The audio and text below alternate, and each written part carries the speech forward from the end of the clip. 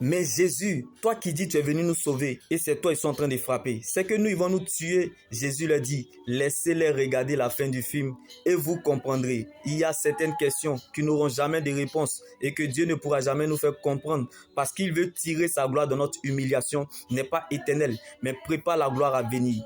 La souveraineté de Dieu est une réalité, bien-aimée. En effet, on juge la qualité de l'or par le feu. Il en est de même.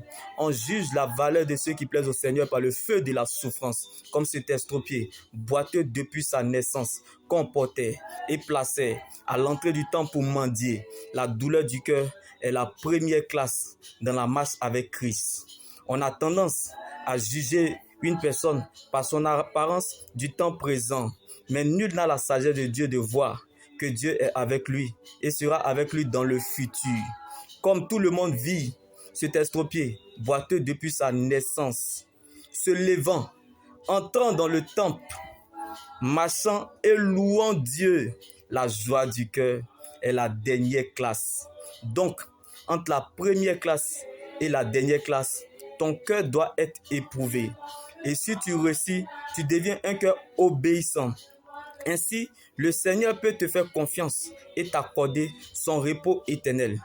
Comme Pierre, voyant cet estropié, lui dit, je n'ai ni or ni argent, mais ce que j'ai, je te le donne. Lève-toi et marche. Dans le psaume 89, verset 25. Ma fidélité et ma bonté t'accompagneront, et ta force grandira par mon nom.